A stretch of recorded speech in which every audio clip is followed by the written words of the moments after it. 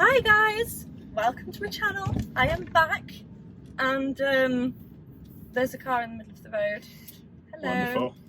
It's what they're great at around here. It's been very courteous on the streets. There we go, that's fine mates, leave all of your doors open. Thanks very much. Cheers. Thank you. So, I've now got 2,000 subscribers. There you go, 2,000. Yep. Nice work. Thank you very much. You're kind of a big deal around here, you know that. Well, I am. I need to start wearing, baseball caps and big glasses when I leave the house, just so that perhaps leave me alone. But what I've realised also is I now have 10 female followers. Interesting. Yeah. So I thought I need to stop showing all of my pretty girlfriends and show the hottest of the hot of Marbella's male scene. I'm not the first male on, right? You are the first male apart from Fezza, who's, sorry Fez, he's not a looker. Really nice guy, but he's not a looker. Burn. So I thought, let's get some beef on the channel. And there we go. Are. So this is my friend Elliot. What do you do, Elliot? Apparently I'm the beef.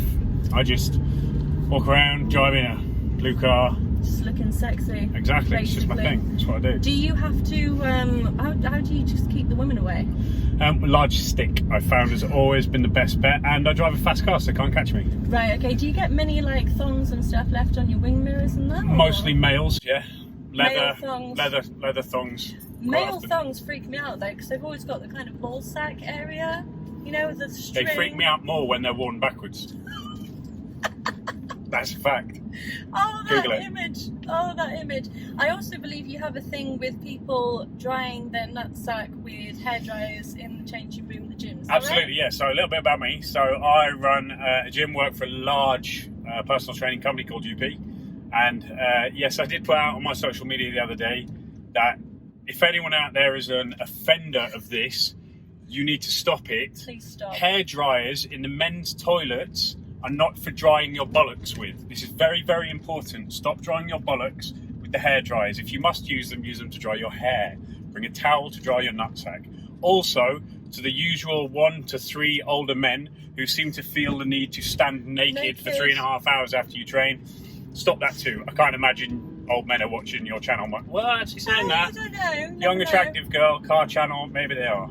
Exactly. So thanks for that. And if you guys need any really good advice or just rants like the one we've just heard, head over to, which is your Instagram page? My Instagram's at Elliot Upton, Elliot with 2 L's and 2 T's. And 2 T's, eh? Absolutely. Check you out, Mr. Special. Posh. What? Should hear my middle names. Unbelievable. What is it? Well, I'm not going to tell you. It can be like a game for a prize. If you can guess my middle names, she will give you a prize. Oh, comments below. Like a cab? Like a cab? I don't know what kind of prizes you girls give on the internet, but well, whatever. Let me think. So, in the meantime, I got you, boys. I got you. Thanks for that intro. We are going for driving your car. It's not that I'm driving without using any hands. Steering wheel's on the other side because Elliot is very clever and decided to bring his car over from England. And the reason he did that is because cars in England are a lot cheaper than they are here. Absolutely, yes. And it's more likely, for the most part, that you know that legitimately they're going to be more reliable. They've been looked after better. There are a lot of holes in the European system that can sometimes allow for certain inconsistencies in what people sell or tell you when they're selling stuff.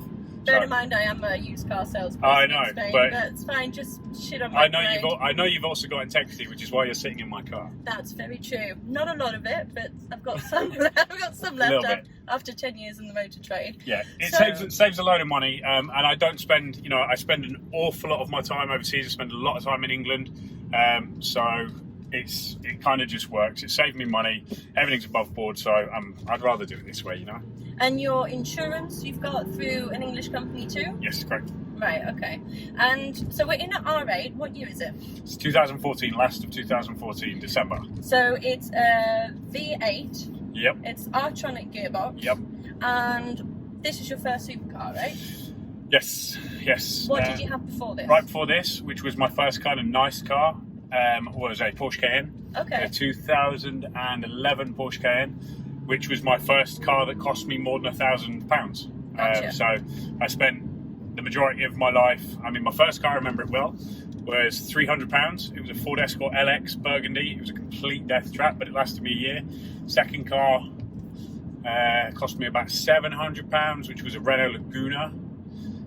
Sexy. Oh, I know, right? Yeah. Third car, Audi. Fourth car was about £900. It was a Honda Prelude, 4-wheel steering, 2-litre. It was a beast. I love how you were just building up. I loved it, honestly. It was amazing. And then I moved to Brighton, and it's just, anyone who's ever been to Brighton, it's impossible to own a car there, parking, etc. It's ridiculous. So I opted to not have a car there and didn't have a car there for a very long time until I moved out to Spain, and then was renting a lot. And then the opportunity popped up when I started to do well for myself to buy a Cayenne, which I have to say was a phenomenal car. I had the 3-litre diesel, arguably the best all-round car I've ever driven. If you could, so? Absolutely, for sure. I just find them really heavy. That kind of. They are, but considering you can fit 6 people in them and travel across a continent without any real problems. Is that something you ever did? Absolutely, Really? loads of road trips. Check you out. Tons and tons of suitcases. You can put all the seats down. It's as big as a small works van. You know, but you could also put it in sport. It had hugely wide and very expensive tyres. You could hunker it down in sport mode, and you could have some fun on it in curvy roads. So it was great fun. Perfect all-rounder. Absolutely. And then you thought, fuck that, don't need an all-round anymore. I hate taking people in my car and having massive load area. I'm going to get myself an R8. Pretty much, yeah. Right. One of the things about getting older is you start to like people less. Oh, I hear you, bro. That's a fact. I really do. So yeah, it was young, single, still kind of having as much fun as I possibly can. So it made sense for me not to take the sensible choice anymore, because, you know, it could come a time in 5 years' time I've got a dog, or, you know, I have, God forbid, children. I know, sorry. You're allowed to swear on this channel. You can, please do. Okay, children. Yeah. And I figured now's the time to do it while I can, while I'm young, and I still look relatively good in it, I would hope, as opposed to being a 50-year-old man with a beer belly and a balding head, which is definitely coming for me, trying to drive around in a supercar, because it tends not to be a good look. I think at that stage you're more suited to a Bentley. I think this car suits you down to a T. Well, thank you. And why R8? Was it like a poster car? Was it something? Wasn't it? Because I know you're very much focused on like objectives and setting goals for yourself and working hard for what you want. Was this like, did this car, the idea of owning it, did it help you to get it? Absolutely. So for me, first off, Audis are kind of like a little baby version of God to me. I think they're just phenomenal. They look incredible. They work brilliantly. They have everything they need to in their range. It's very, very rare they go wrong. I can't really fault Audi as a brand. I've always loved them. And then I remember when the first model came out in 2007, I was like, so excited. oh my God, so what is that? Yes. It was just beautiful and so different, understated but completely overstated, ahead of its time. And I remember at that time, very, very poor, but thinking, holy shit, I'm having one of them no matter what I have to do, who I have to sell my butt to. And if you add the fact that it's quattro, so it's 4-wheel drive, you can take it everywhere, you can get away with it being your only car. I think it's one of the few that you can get away with it just having this in your garage. Absolutely, this is my only car. Right. It's all I drive, and I love it. And when I try to explain to people why I love it so much, is it's a completely schizophrenic car. Completely schizophrenic. You can put it in automatic like it is now. You can chill. It's quiet on highways, really easy to drive, amazing visibility, handles nice and easy. It's not overly responsive when you haven't got it in sport, so it's not jerky. That's what I love about it. That was one of my main selling points when I used to sell these bad boys in London, in the traffic, stuck in traffic all day. It's not jumping forward continuously when you're Gearbox is amazing. Yeah. Amazing. So yeah, it's like an A3 basically. Even parking is a piece of piss. It's like an A3 when you're chilling out, but then when you want to be a bit of an idiot in it, you can hit sport. Definitely not an A3 then. Exactly. It's completely schizophrenic. It turns into a psychopath, but it turns into a psychopath that forgives you if you fuck up. That's the thing. She's got your back and she pre-warned you too. Absolutely. So the reason I'm not driving today is, one, the steering wheel's on the other side of the road. Two, as you guys know, I'm still recovering from surgery, so I'm feeling a little tender still, and I'm just going to skip it this week. But Elliot's doing a really good job. Plus, it's his Scenic own route, car. right? It's beautiful, beautiful. I'll show you guys in a minute where we are. It looks gorgeous. So, how long have you had the car? About 2 years now. And have you had any issues with her? Any maintenance? Like someone watching this video and thinking, I might get an R8. What do they need to look out for? First thing I'll say is get one. Right. Second thing I will say is the problem that I had, one of the major problems I've had, which is quite specific, so I wouldn't necessarily say it's a thing kind of generic to R8, is that the oil that I need to have in it when I'm in the UK is slightly different to the oil that I need to have in it when I'm in Central Europe or Spain. Is that for the heat? Or? Exactly. Right. So especially in the summer, if it's in Spain, the oil becomes too viscous and it can get sucked up into the manifold, which can cause a bit of smoke. I love it when you talk dirty. There you go. I do. She does as well. Gets me going. Manifolds. And... Remember this seat. You're going to have to clean it up. I know. I'm glad I'm wearing... I've got... I'm wearing 2 pairs of underwear, so I'm Standard. okay. Standard. Makes up for the days you're not wearing any, right? Oh my god. Anyway, viscous and what? And manifolds. You're distracted now. So yeah, basically it got a little bit too not viscous. What's the opposite of viscous? Thin. I guess, yeah, thin. Yeah. I feel like there's a better word for it, but thin. And it basically meant that it got sucked up into the manifold and it caused quite a lot of smoke, which was worrying, but it turned out to be absolutely nothing. Okay. Anyway, went and spoke to a mechanics, so Lambo mechanics specifically, who build this engine and, well, work on this engine frequently. They say it's a very, very common problem in a lot of heat, so they change the oil, no problems at all. So I'm basically between the UK, when I go back to the UK, I change the oil to thinner oil because of the colder temperature. When I'm in Spain, thicker oil. And where did you buy the oil? You. Oh, really? You. Yeah, oh, she knows. She knows everything, this girl.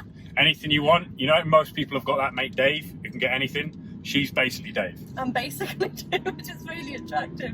Thank Absolutely. you. That's selling it. No, but really, she's...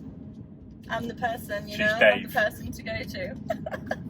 Right. Talk to me about your car. So show us around. So this one, we're not too sure about the name of the blue, but it's a gorgeous blue. And we've got the carbon side blades, which are an option, my favourite option on the whole car, because that just massive, apart from you obviously, but that massive slab of carbon is so fucking sexy, man. Oh my god. So... And even better when it's clean and in the sun. One thing I have to say that does frustrate me, despite the back bit, it's very, very dusty where we are. It is. But it does annoy me when people don't keep their cars clean. Irrelevant of whether you have a shit car or you have a nice car, take pride in your car. It will love you so long as you love it. There we go. Heard it here first, people. So, yeah, that's the 4.2 litre V8 FSI. It's what, 430 brake, I think. And tyres? How often are we changing tyres? Tyres, so these ones are pretty new on. Last ones lasted me just under 10,000 miles, but they were on their last legs when I changed them. So 10,000 miles, that's around 15,000 kilometres, yeah, something like that. And obviously it depends on how you drive it, so, and on the road surfaces, etc. But I would say pretty safely 8 to 10,000 miles, and you're still going to keep the car fairly optimal. Amazing. So what is going to be your next car? Hurricane. Okay. Hurricane is the next progression from this. We get a Spider, and then we'll get it exactly the same colour. That's the plan. Right, so there we go. And obviously we'll be doing a video on it as Absolutely. a comparison. One thing I'm worried about, like, this is very much so the everyday supercar. Like, it deals with speed bumps. Speed bumps do still annoy the shit out of me, but it deals with them really, really well. I travel a lot. I'm back and forth out of the country at least every 2 weeks. I can fit an easy carry-on and a load of shit in the front, I think they would call it in America. That's never heard it being called that, but that will do. When I'm doing a long haul, because I'm always on my own, I can easily put a full-size suitcase in the passenger seat, which is no problem. I was hoping there'd be something more incriminating in there. But... Unfortunately not. I took all of the guns and drugs and slaves out. S&M stuff. Exactly. Yeah. Straps here. That's not a good idea, actually. Anyway, on that note, I think we should wrap this up so we can make the most of the sunset. What are you saying? Right, guys, thank you so much for watching yet another week, and hopefully next week I'll be okay to drive and do something cool.